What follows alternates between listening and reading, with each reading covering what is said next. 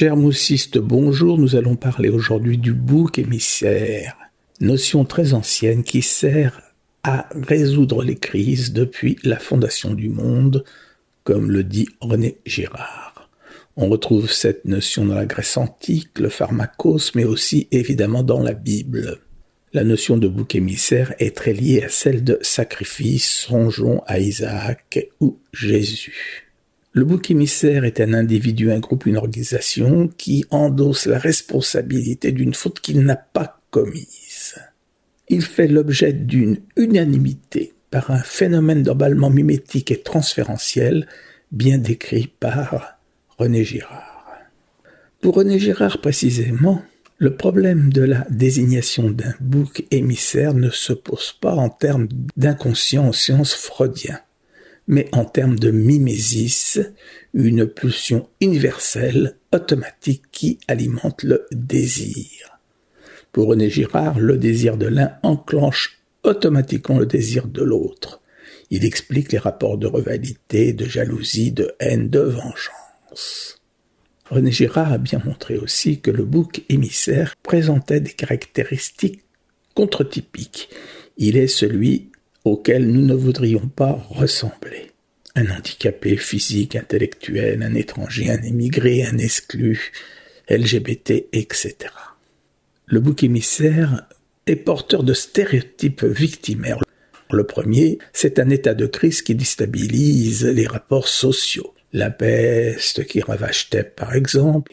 Le deuxième stéréotype est un crime, une faute énorme commise par le bouc émissaire, faute considérée par la foule comme responsable de la crise. Si nous prenons le cas d'Édipe, il a commis l'inceste et le parricide. Si l'on prend celui de Jésus, il a commis un blasphème.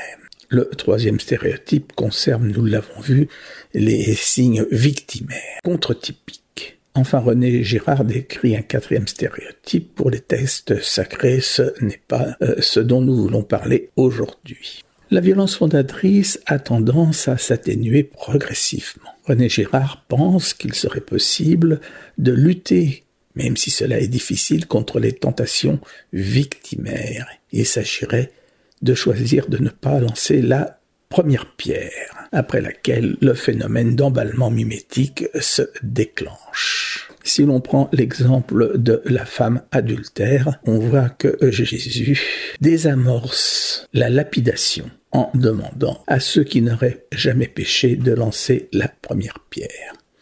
Il est probable que si cette première pierre avait été lancée, Jésus se serait mis lui aussi à lapider la femme adultère par ce phénomène très difficile à contrôler.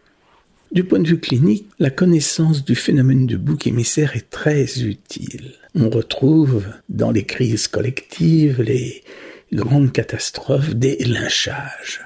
On le trouve aussi fréquemment dans les westerns ou dans la presse. Il s'agit toujours, lorsque l'on n'a pas de réponse, définition même de la crise, de désigner un faux coupable ou un responsable. Dans les crises molles, crises sociales, on retrouve souvent des faux messies qui offrent des solutions simples à des problèmes compliqués. C'est le fameux ennemi de l'intérieur, on retrouve ceci dans le macartisme, le complotisme et tous les communautarismes.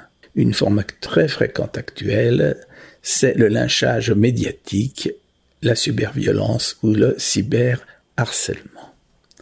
Comment peut-on, en tant que clinicien, protéger les boucs émissaires?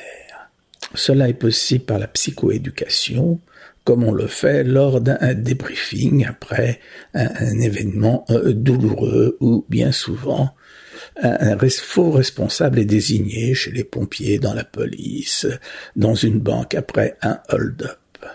Il s'agit pour le thérapeute ou le débriefeur de faire de la psychoéducation et donc d'expliquer la constance de ce phénomène de bouc émissaire qui n'a jamais réussi à résoudre la moindre crise ou de façon extrêmement transitoire. Je vous remercie.